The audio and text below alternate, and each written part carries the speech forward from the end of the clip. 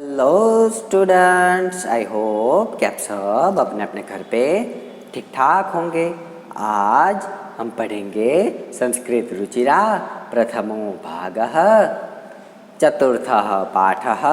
उसके अंदर व्याकरण विभाग, यानी कि हम इसमें व्याकरण में संस्कृत कैसे बोल सकते हैं उसके बारे में आज सीखते हैं। तो चलो सीखते हैं। कर्ता के पुरुष के अनुसार भी क्रियापद में रूपांतर आता है।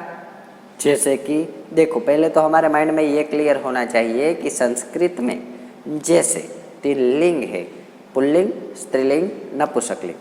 3 वचन है, एक वचन, द्विवचन, बहुवचन। इसके बारे में हमने जाना। अब संस्कृत में 3 पुरुष हैं। कौन कौन से?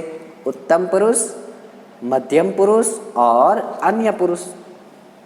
तो उसमें से आज हम जानेंगे मध्यम पुरुष और उत्तम पुरुष के बारे में। तो देखो, मध्यम पुरुष क्या है, पहले तो हमारे माइंड में ये क्लियर। हम दूसरों के बारे में जब हम बात करें कि ये जा रहा है, ये दोनों जा रहे हैं, ये सब जा रहे हैं, तब मध्यम पुरुष का उपयोग होगा।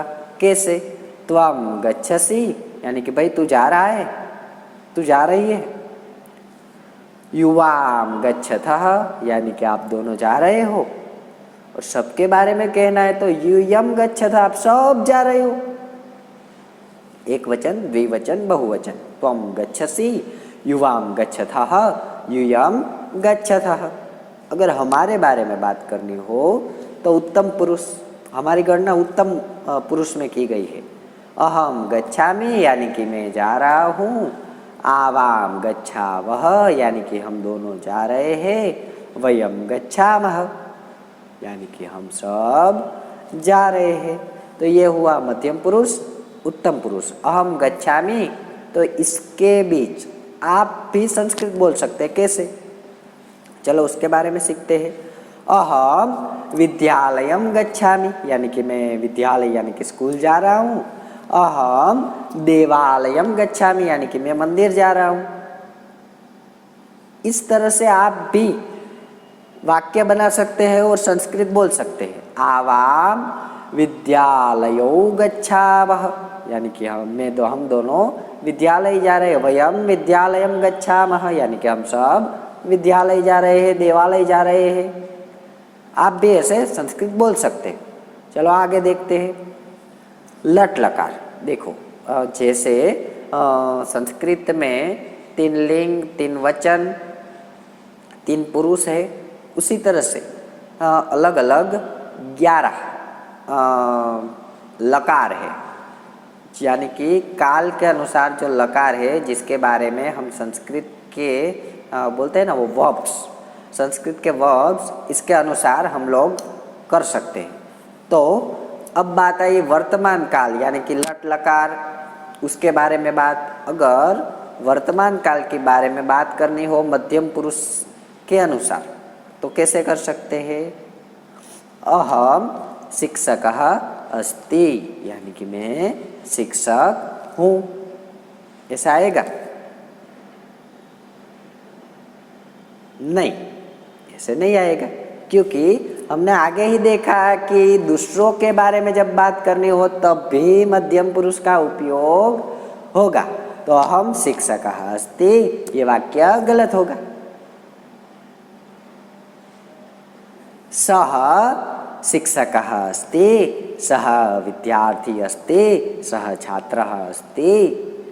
इस तरह से वाक्य बनेंगे। सः, यानी कि ये शिक्षक है, ये विद्यार्थी है। इस तरीके से वाक्य बन सकते हैं।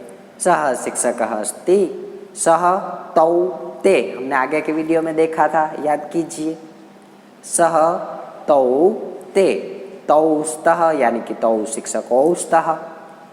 ते शिक्षकाः सन्ति, यानी कि वे सब शिक्षक है, वे दोनों शिक्षक है और वो शिक्षक है।